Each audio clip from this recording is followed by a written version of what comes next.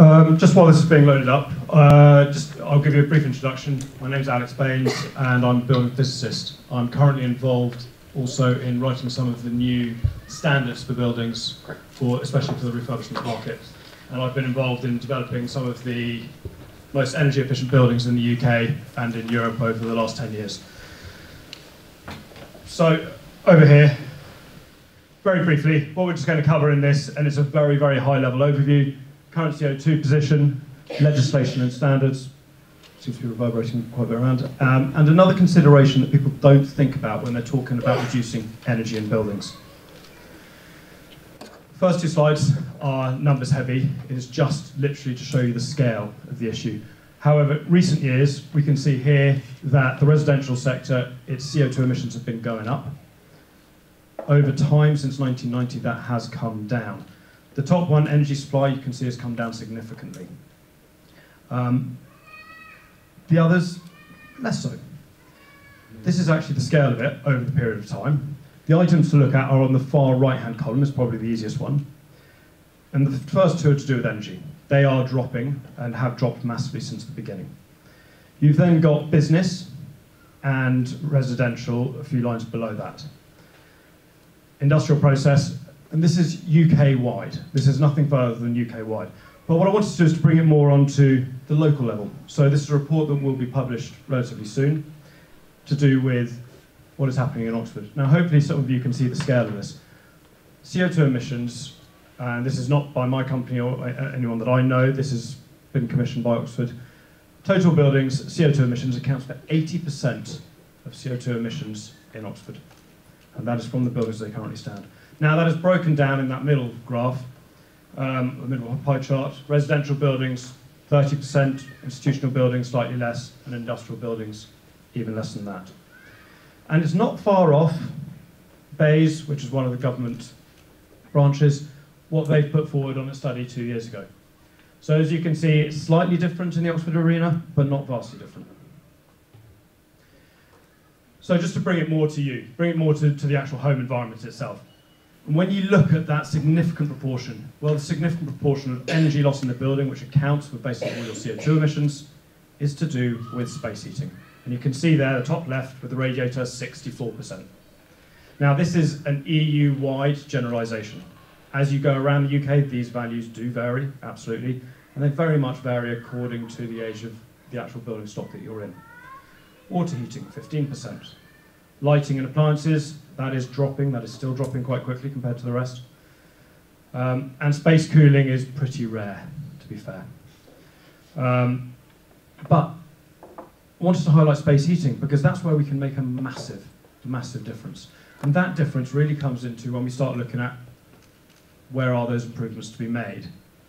The obvious focus is space heating. But when you get into low energy buildings, that space heating is almost negligible, and it's the water that becomes very significant.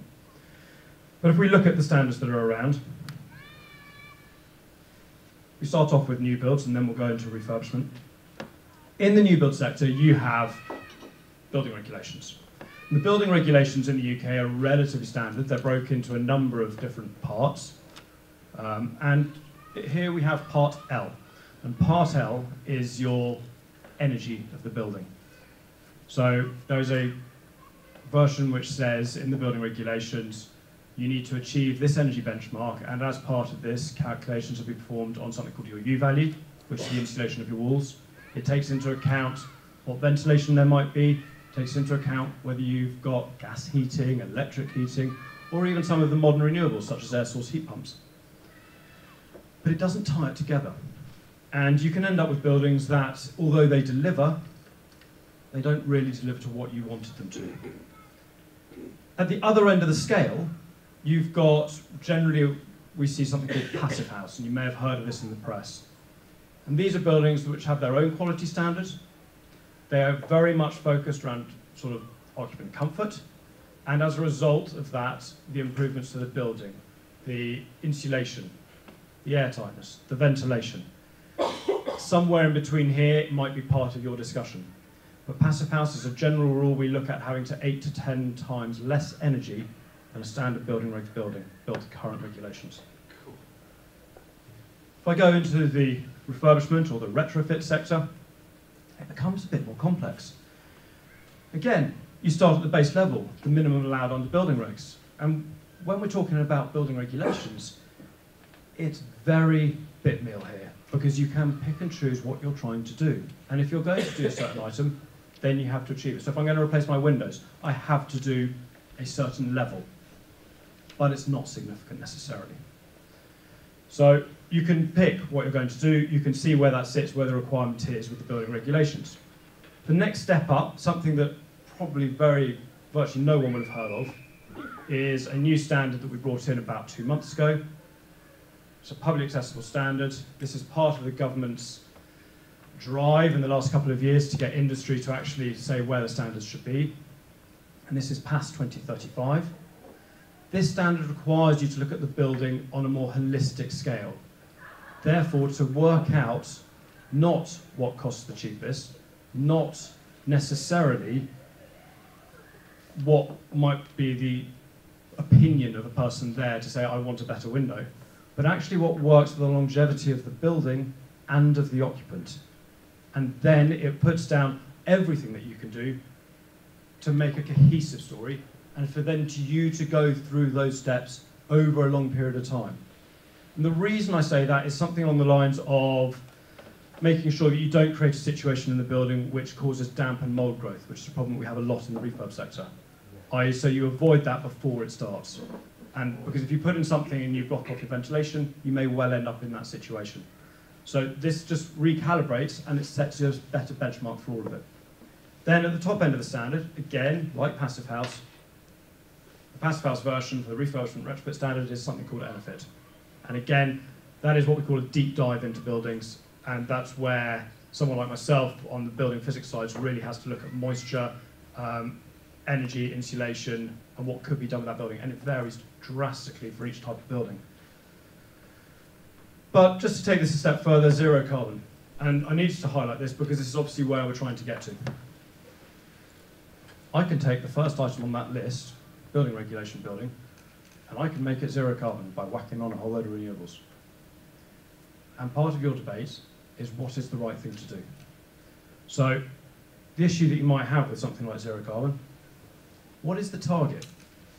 Is the ultimate goal zero carbon emissions, or is the ultimate goal zero carbon emissions with something else in between? Do we have to do something to a building? Do we have to make improvements? And when you look at refurbishments, what level of refurbishment is required? Is there a level of refurbishment required? Are there differences? Now, the reasons that I mention this is to bring it slightly more into a cost discussion, and then more into a discussion around what might affect you at home. So, the cost increase of new builds. When you look at this, we have a lot of factors around the UK. You've got certain people who will say it's a 10% increase, certain people will say it's a 20% increase to get to a zero carbon building. I've worked on projects where it's a 0% increase. And that's because they've had in place a way to get there. It's taken them 5 years to get to that level. It's taken working with the local construction teams, working with the suppliers, and everyone in that environment to work to a standard. When it's brand new, you're not going to achieve it at 0%, but over time, you should be able to get there. Choosing with refurb, I've highlighted that already a little bit. That is purely, what item do I do first? What makes sense? Where am I spending my money? What makes sense short term? What makes sense long term? Where is your focus on those items? You could spend more money short term, or less money short term, but ultimately you'll have to do more in the long term if you get it wrong. And then delivering zero carbon. And the reason I highlight this is a lot of people, zero carbon is fundamentally, I want to get down to zero carbon, I want to put in an air source heat pump, I want to put PV panels on. Well, if you've got a building, and that is your first call, what happens in a couple of years' time when you improve the insulation of your building? The air source heat pump is too large. The air source heat pump doesn't work as efficiently. It actually costs you more to run. So there are discussions and debates along those lines as well. So the final part, the other consideration, is health and well-being. Why is it important? Well, we spend 10% of our time outdoors and 90% of our time indoors. Of that 90%, 6% of our time spent at home and 30% at work. So we spend 36% of our lifetime sleeping in our home indoor environment. It's 29 years of sleep. for 81 years. So we look at that and it becomes very important as to what we do and what the standards are that we set and where we consider spending the money. Some 2017 Healthy Homes Barometer, this is an EU-wide report. This was looking at factors like mould, damp, and the effect that could have on health. And more than 1.5 times as many Europeans have poor health when living in an unhealthy building. It's pretty straightforward. And if you live in an unhealthy building, you're twice as likely to suffer from poor health. And when you look at the numbers, and unfortunately you can't see them too well here, the EU has some pretty significant issues, and the UK is up there with some of the worst. 40% more likely to have asthma when you live in a damp, mouldy home. And the UK's asthma rates is predominantly down to our housing stock. 42 billion euros a year is spent in the EU. That is direct spend, fully accountable, on respiratory illness. And that is down to the majority of it. You can guess where we spend our time, what happens where it is. The reason I highlight this is when you do refurbishments, people have been improving buildings, they haven't thought about it properly, they haven't spent the money necessarily wisely, you can create these situations, and we've had a lot of problems with this over the last decade. And just to finish off, this gives you an idea with CO2 impact on human health internally. So if you get into a stuffy room, and I don't know how this has been performing over the day in here, whether you've been slowly falling asleep at times, but your brain can't necessarily work at certain levels. And this is Lawrence Berkeley Labs in 2012 did the study. It was pretty evident, and it's been repeated a number of times. Thank you, and I'll pass you straight on.